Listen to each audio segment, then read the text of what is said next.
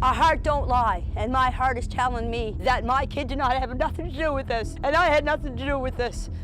Today, July 18th, This is the patio CBC Nova Scotia aired a live interview with the biological mother of Daniel, the man the community has increasingly suspected to be the perpetrator behind the children's disappearance.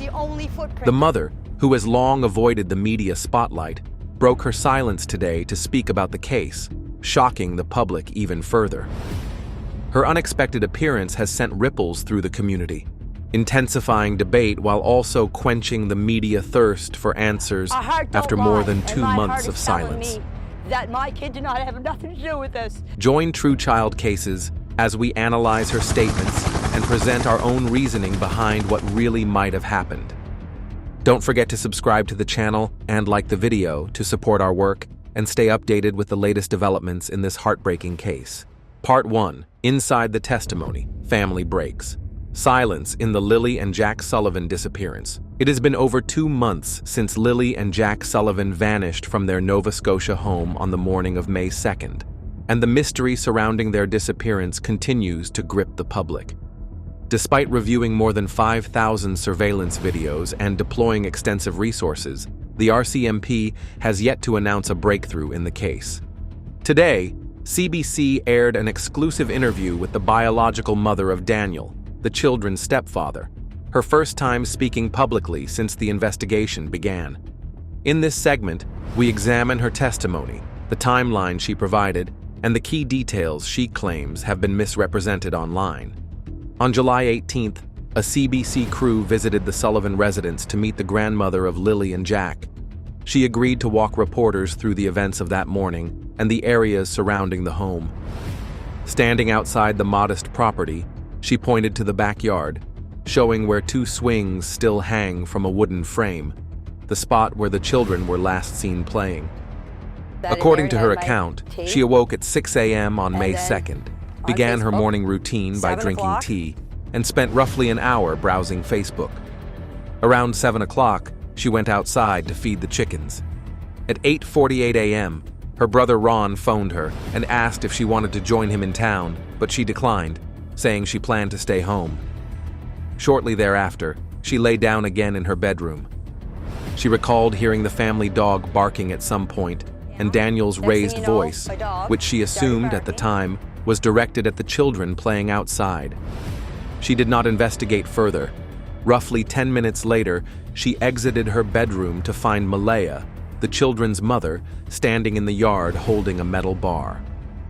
According to her, Malaya told her the children had been missing for approximately 20 minutes.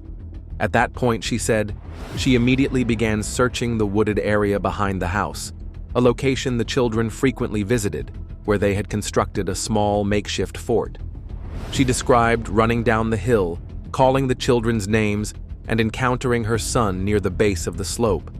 She stated that Daniel told her he had not yet found them, and she continued searching independently. After combing the woods and surrounding areas, she returned to the property as police arrived. She admitted she did not note the time of their arrival. During the interview, she expressed regret over not checking sooner. She said she blamed herself for assuming everything was normal that morning. She also sought to address what she called false narratives circulating on social media. Reporters accompanied her to the porch door, which she demonstrated was audible when opened and closed, refuting claims that the children could have slipped out unnoticed. She highlighted the short distance from her bedroom to the swings and added that Lilly, in particular, tended to yell loudly when playing, calling for her brother to join her. The grandmother also pointed to an area outside the fence where she had planned to install a small children's pool later in the year. This spot, she said, was where investigators discovered a single set of child-sized boot prints. She maintained that no adult-sized prints were found in the immediate vicinity. She stressed that the RCMP had conducted a thorough search of the property, including the well, septic tank, barns, and other outbuildings, and found no evidence to support rumors that the children were harmed and hidden nearby. She stated she would welcome further searches if necessary. During the interview, she spoke about the emotional toll of the investigation and the public scrutiny she has faced. She admitted she avoids going out in public when possible, keeping her head down to avoid recognition. Although she prefers privacy, she said she agreed to the interview to publicly deny any involvement by her son and family in the children's disappearance. Toward the end of the segment, when asked directly if she believed her son had anything to do with the case, she responded firmly that she did not. According to her, she remains convinced that Lilly and Jack are still alive and that the accusations against her family are unfounded. The testimony paints a complex picture, one of regret, defiance, and continued hope. Yet questions remain unanswered. Did the children simply wander off? Was this a targeted abduction? Or is there another explanation entirely? In Part 2 of our special investigation, Theories and Contradictions, Untangling the Disappearance of Lilly and Jack Sullivan, we examine the conflicting narratives, the physical evidence, and the possible scenarios investigators continue to pursue. Subscribe to True Child Cases for continuing coverage and insight into one of Nova Scotia's most disturbing mysteries. Part 2. Theories and Contradictions, Untangling the Disappearance of Lilly and Jack Sullivan. In Part 1, we heard the emotional testimony of the stepfather's biological mother, her account of the morning Lilly and Jack vanished, her defense of her son, and her frustration with the accusations that have surrounded her family. But despite her insistence on their innocence, serious questions remain about what truly happened on May 2nd. In Part 2 of our investigation, we take a closer look at the contradictions in witness accounts, the physical evidence gathered, and the most prominent theories that continue to fuel debate in the disappearance of Lilly and Jack Sullivan. The disappearance of two young children from their own yard in broad daylight remains rare and deeply unsettling. For investigators, the first hours of the case are often the most critical.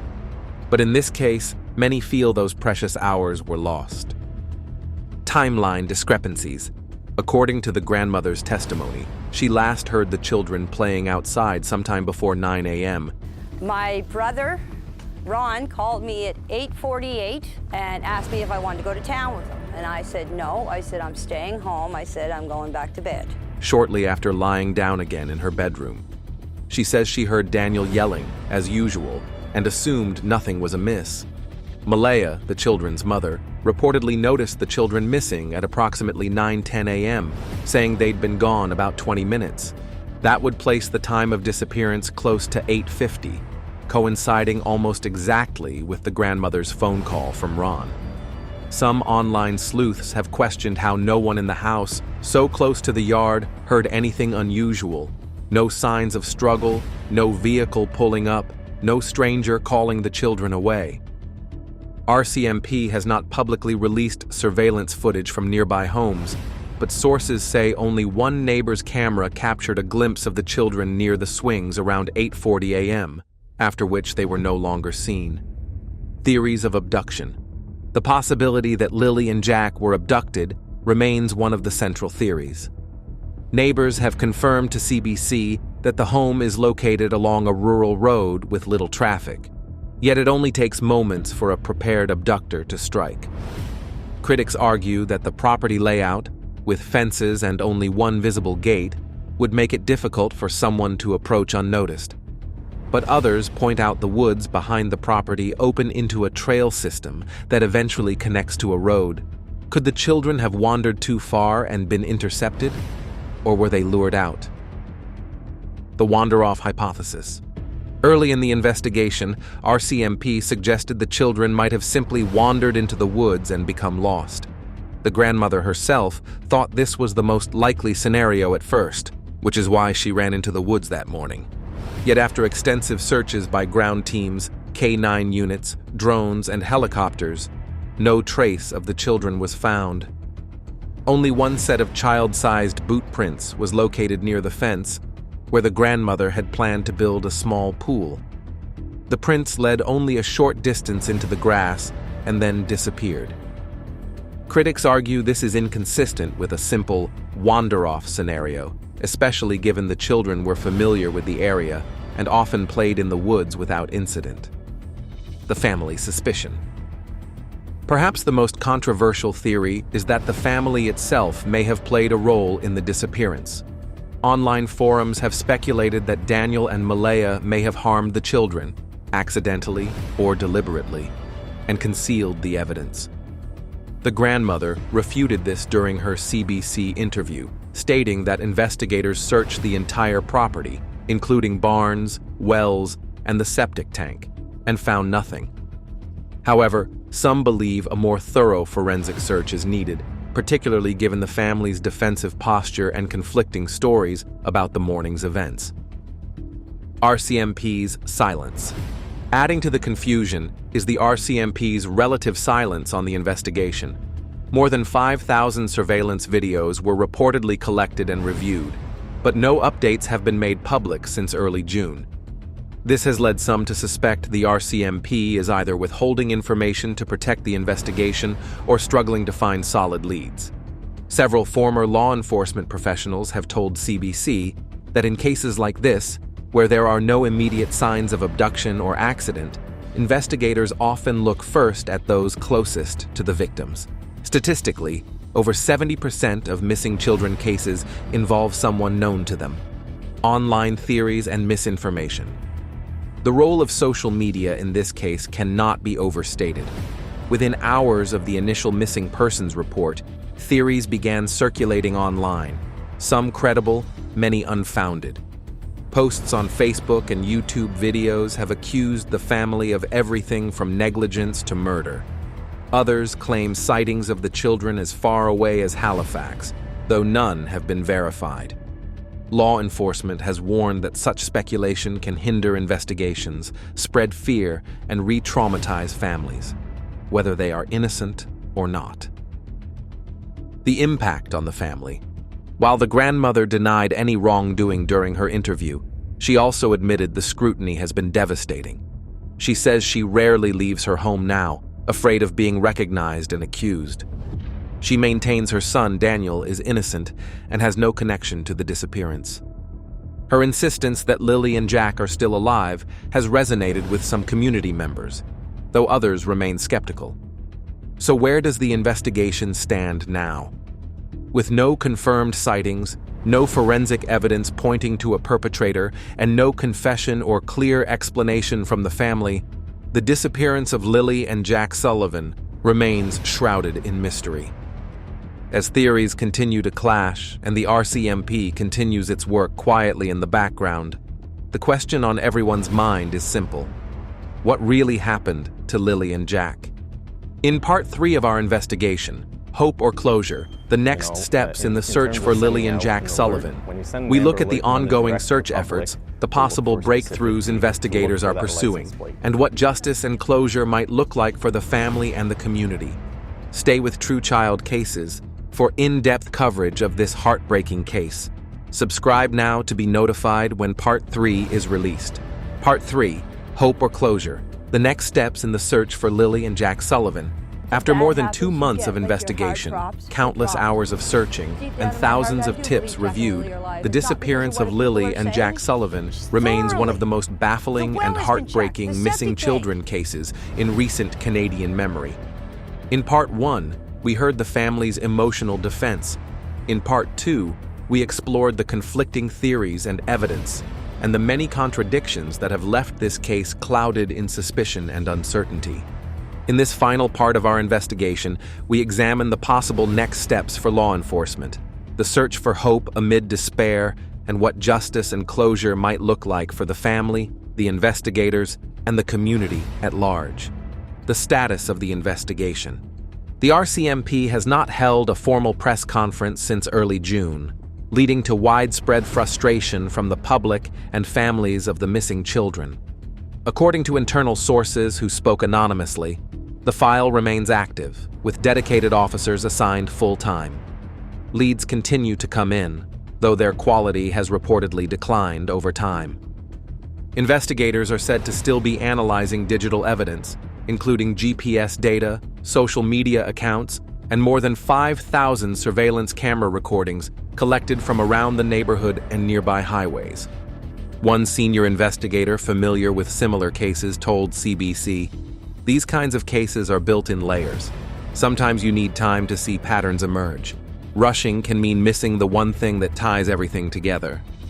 For the family and the public, though, time feels like the enemy. The search efforts continue. Ground searches, which were scaled back in mid-June, may resume if new evidence surfaces. Volunteers have continued to organize periodic sweeps of the woods and trails around the Sullivan property, though nothing substantial has been found to date. Specialized search and rescue K-9 units are still on standby. Earlier searches covered over 20 square kilometers, including wooded areas, marshes, and abandoned structures. Aerial searches using drones and helicopters also covered a wide radius but failed to produce meaningful results. One possibility investigators are said to be considering is expanding the search area even farther, working under the theory that the children could have been transported farther away shortly after disappearing. Forensic re-examination. While RCMP has publicly stated the property was thoroughly searched, some advocates and retired detectives have called for a second, more exhaustive forensic sweep. Critics argue that even well-trained teams can miss evidence in the chaos of the first hours and days of a case. So far, no physical evidence directly linking anyone to the disappearance, no blood, no adult-sized footprints, no clothing or belongings of the children, has been made public. Calls have also grown for more transparency regarding DNA tests reportedly conducted on items found near the property. The psychological toll. For the family, the ongoing uncertainty has become a heavy burden. Malaya, the mother of the children, has largely remained out of the public eye, issuing only brief written statements through her lawyer. Daniel, the stepfather, has also avoided interviews. The grandmother, who spoke to CBC in part 1 of this series, admitted she struggles daily with guilt, anxiety, and fear of public harassment. Neighbors report the family has become increasingly reclusive. This dynamic is not unusual, according to experts. Families in high-profile cases often become targets of public suspicion and hostility, even when no evidence of wrongdoing exists. The psychological impact can be profound, making it harder for them to cooperate fully with investigators and the media. The role of the community. The disappearance of Lilly and Jack has deeply affected the small Nova Scotia community where they lived. Residents have held vigils, organized search parties, and raised funds to support ongoing search efforts. But the community has also become divided, with some pointing fingers at the family, others defending them, and still others questioning the RCMP's competence and commitment. The spread of conspiracy theories on social media has only worsened tensions. Investigators have urged the public to avoid sharing unverified claims, reminding everyone that misinformation can impede their work and hurt innocent people. Hope versus closure. 2 months on, one question remains central. Should the family and the public hold on to hope, or begin to prepare for the possibility of closure without answers? Experts warn that while hope is important for emotional resilience, expectations should be tempered. Statistically, the chances of recovering children alive after the first 48 hours diminish significantly. However, every case is unique, and there have been miraculous recoveries even months or years later. For the family, closure might one day come in the form of answers, even if those answers are devastating. For now, they cling to the belief, as expressed by the grandmother, that Lilly and Jack are still alive somewhere. What comes next? So what are the likely next steps in the investigation? Continued review of digital evidence, including any previously overlooked data from cell towers, traffic cameras, and social media activity around May 2nd. Re-interviews of key witnesses, including family members and neighbors, in the hope that inconsistencies or forgotten details might surface. Expansion of the search radius, particularly along potential exit routes from the area. Consultation with behavioral analysts to refine suspect profiles, possibly convening a new task force to bring fresh eyes to the case. Calls for accountability. Some community members and advocates have called for an independent review of the RCMP's handling of the early hours of the investigation, citing delays, poor communication, and perceived lack of urgency.